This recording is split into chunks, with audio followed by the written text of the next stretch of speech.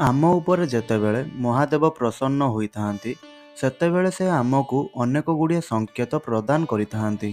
जेतेबेले आमे महादेवंकर भक्ति करंती पूजा पाठ करंती मनोकामना पूरण पाई करिथांती तेबे सेतेबेले मध्य महादेव आमर बहुत प्रकारर परीक्षा नहीं थांती।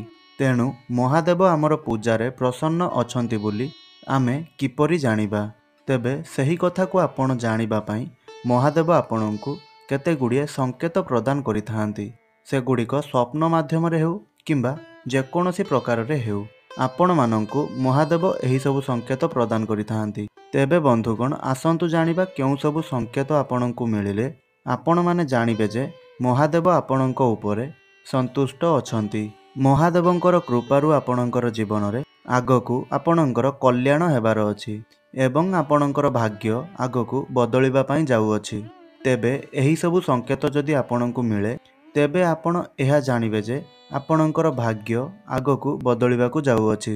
तेबे बंधुगण आसंतु जानिबा कोन सही सबु संकेत गुड़िक। एहा पूर्वरु जदि आपण माने मध्य भगवान शंकरଙ୍କୁ सच्चा हृदयरु भक्ति करुथांती विश्वास करुथांती तेबे एही भिडियोटी को लाइक करी कमेंट बॉक्स रे ओम नमः शिवाय हर हर महादेव अवश्य लिखि दियंतु। तेबे मु उमेश आपण मानंकु स्वागत करुछि वास्तु टिप्स ओडिया को। तो बंधुगण जदि महादेव आपणଙ୍କ उपरे संतुष्ट अछंती तेबे महादेव निश्चिंत रूप से आपणଙ୍କୁ स्वप्न रे एही सबु संकेत गुड़िक प्रदान करिवे। एही सबु संकेत माध्यम रे महादेव आपणଙ୍କୁ जणैबाकु चाहंती जे तुमर जहाँ भी किछि सबु दुख कष्ट थिला ताहा सबु तुमर सरीगला। एबे ठारु तुमे आउ दुख कष्ट भोग करिवो नाही। एबे केवल तुमे तुमर जीवन रे सुख एवं शांति भोग करिवो। तेबे बंधुगण आसंतु जानिबा कोन सही सबु संकेत।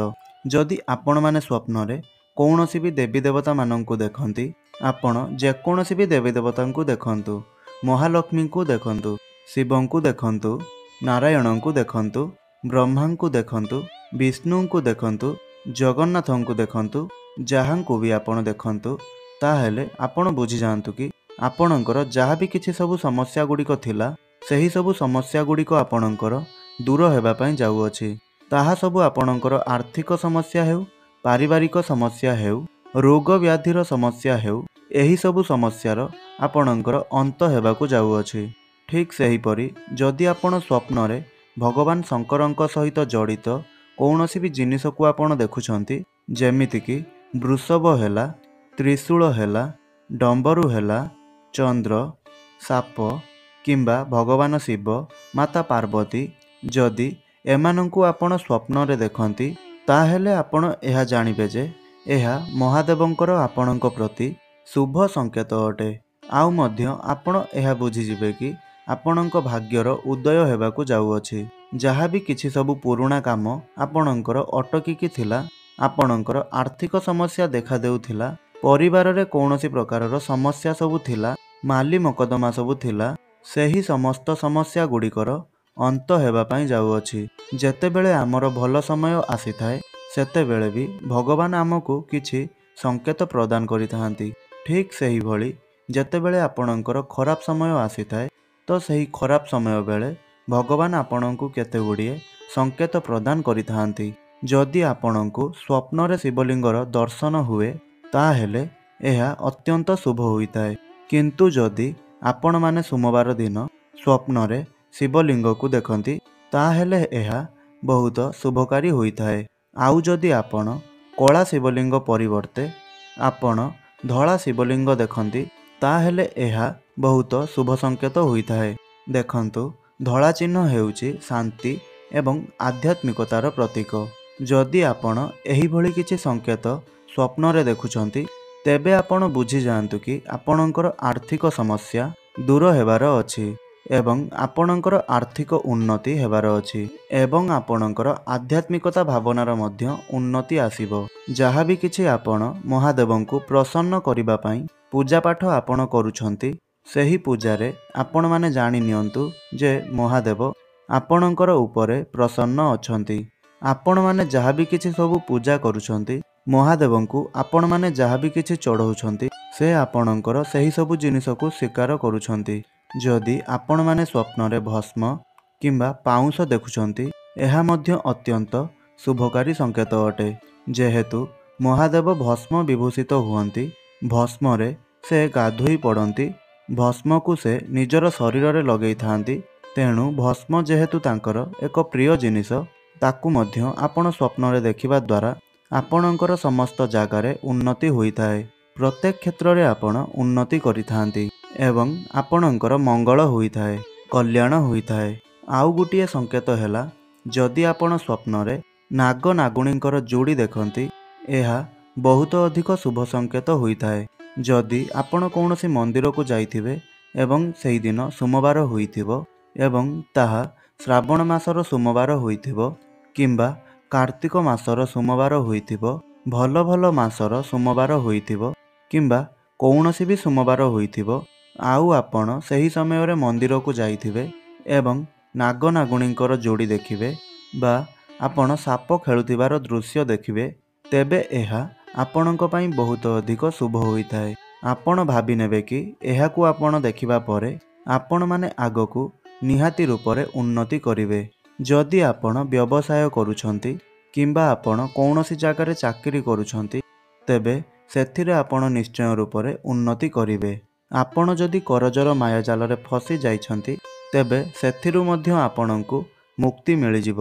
ଯଦି ଆପଣ ସ୍ୱପ୍ନରେ ନାଗ ନାଗୁଣୀଙ୍କର ଯୋଡ଼ି ଦେଖୁଛନ୍ତି, ତେବେ ଆପଣ ବୁଝିଯାଆନ୍ତୁ କି ଆପଣଙ୍କର ବୈବାହିକ ଜୀବନ ସୁଖପୂର୍ଣ୍ଣ ବ୍ୟତୀତ ହେବ।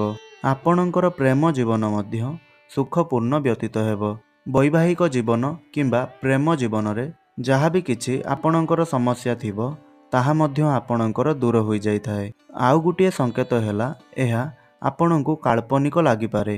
ଯଦି ଆପଣ ସ୍ୱପ୍ନରେ ବେଙ୍ଗ କଥା କହୁଥିବାର ଦେଖିବେ, ଆପଣଙ୍କ ସହିତ ସ୍ୱପ୍ନରେ ବେଙ୍ଗ କଥା ହେଉଥିବାର ଦେଖିବେ ଏବଂ ମାଛମାନେ ଜଳରେ ହସୁଥିବାର କିମ୍ବା ଖେଳୁଥିବାର ସ୍ୱପ୍ନ ଆପଣମାନେ ଦେଖିବେ, ତାହା ହେଲେ ଏହା ମଧ୍ୟ ଏକ ପ୍ରକାରର ଶୁଭ ସଂକେତ ହୋଇଥାଏ।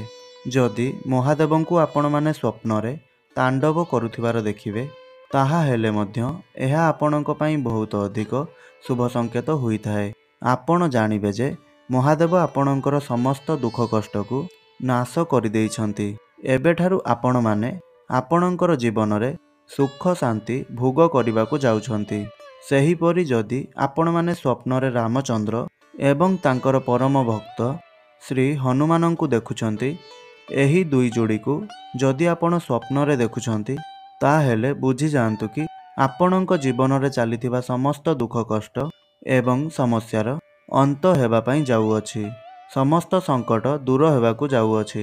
ଯେଉଁମାନେ ଏହି ସ୍ୱପ୍ନକୁ ଦେଖିଥାନ୍ତି, ତ ସେମାନଙ୍କୁ ଶ୍ରୀ ରାମଚନ୍ଦ୍ର ଏବଂ ପ୍ରଭୁ ହନୁମାନଙ୍କର ବିଶେଷ କୃପା ପ୍ରାପ୍ତି ହୋଇଥାଏ ଏବଂ ଏମାନେ ଦୁଇଜଣ ହେଉଛନ୍ତି ମହାଦେବଙ୍କର ପରମ ଭକ୍ତ।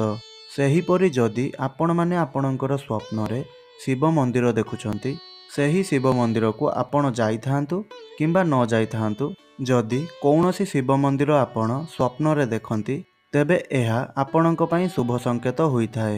ସେହିଭଳି ଯଦି ଆପଣମାନେ ସ୍ୱପ୍ନରେ ନିଜର ପୂର୍ବଜମାନଙ୍କୁ ଦେଖୁଛନ୍ତି କିମ୍ବା ଧଳା ବସ୍ତ୍ର ପିନ୍ଧିଥିବା କୌଣସି ବି ବ୍ୟକ୍ତିଙ୍କୁ ଆପଣ ଦେଖନ୍ତି, ତାହା ହେଲେ ମଧ୍ୟ ଏହା ଆପଣଙ୍କ ପାଇଁ ଉନ୍ନତିର ସଂକେତ ହୋଇଥାଏ ଏବଂ ଏହା ଆପଣଙ୍କ ପ୍ରତି ଭଗବାନଙ୍କର ଆଶୀର୍ବାଦ ଅଟେ। ସେହିଭଳି ଯଦି ସ୍ୱପ୍ନରେ ଆପଣ ଷଣ୍ଢ ଦେଖନ୍ତି କିମ୍ବା ଆପଣ ନନ୍ଦୀ ମହାରାଜାଙ୍କୁ ଦେଖନ୍ତି, ତାହା ହେଲେ ଜାଣିବେ ଆପଣ ଯେଉଁ କଥା ନନ୍ଦୀ ମହାରାଜଙ୍କ ଦ୍ୱାରା ମହାଦେବଙ୍କୁ ଆପଣ ଜଣାଇଛନ୍ତି, ସେହି କଥା ମହାଦେବଙ୍କ କାନରେ ନିଶ୍ଚିନ୍ତ ରୂପରେ ପଡ଼ିସାରିଛି ଏବଂ ଏହି କଥାଟିକୁ ଆପଣଙ୍କୁ ଜଣାଇବା ପାଇଁ ନନ୍ଦୀ ନିଜେ ଆପଣଙ୍କୁ ସ୍ୱପ୍ନରେ ଦେଖା ଦେଉଛନ୍ତି। ତେଣୁ ଏହା ଆପଣଙ୍କ ପାଇଁ ଏକ ଶୁଭ ସଂକେତ ହୋଇଥାଏ। ସେହିପରି ଯଦି ଆପଣମାନେ ଆପଣଙ୍କର ସ୍ୱପ୍ନରେ ସିଂହ ଦେଖନ୍ତି, ତାହା ହେଲେ ମଧ୍ୟ ଏହା ଆପଣଙ୍କ ପାଇଁ ଉନ୍ନତିର ଏକ ଶୁଭ ସଂକେତ ହୋଇଥାଏ। ଆପଣ ବୁଝିଯିବେ କି ଆପଣଙ୍କର ସମସ୍ତ ଦୁଃଖ କଷ୍ଟକୁ ମାତା ପାର୍ବତୀ ଏବଂ ଭଗବାନ ଶିବ ଦୂର କରିଦେଇଛନ୍ତି। ଥରେ ଥରେ ଏପରି ହୋଇଥାଏ, କାଳ ଭୈରବ କିମ୍ବା ଭୂତ ପ୍ରେତଙ୍କୁ ଯଦି ଆପଣମାନେ ସ୍ୱପ୍ନରେ ଦେଖିଲେ, ତାହା ହେଲେ ଏହା ମଧ୍ୟ ଏକ ପ୍ରକାରର ଶୁଭ ସଂକେତ ହୋଇଥାଏ। କାହିଁକି ନା ଯଦି ଜଣେ ନିଷ୍ଠାର ସହିତ ମହାଦେବଙ୍କୁ ପ୍ରସନ୍ନ କରିବା ପାଇଁ ପୂଜା ଅର୍ଚ୍ଚନା କରୁଛି, ତେବେ ବେଳେବେଳେ ତୁମର ପରୀକ୍ଷା ନେବା ପାଇଁ ସେ ତାଙ୍କର ଦୂତମାନଙ୍କୁ କିଛି ଭୂତପ୍ରେତମାନଙ୍କୁ ମଧ୍ୟ ପଠେଇଥାନ୍ତି, ତେବେ ଏହା ମଧ୍ୟ ଶୁଭ ସଂକେତ ହୋଇଥାଏ।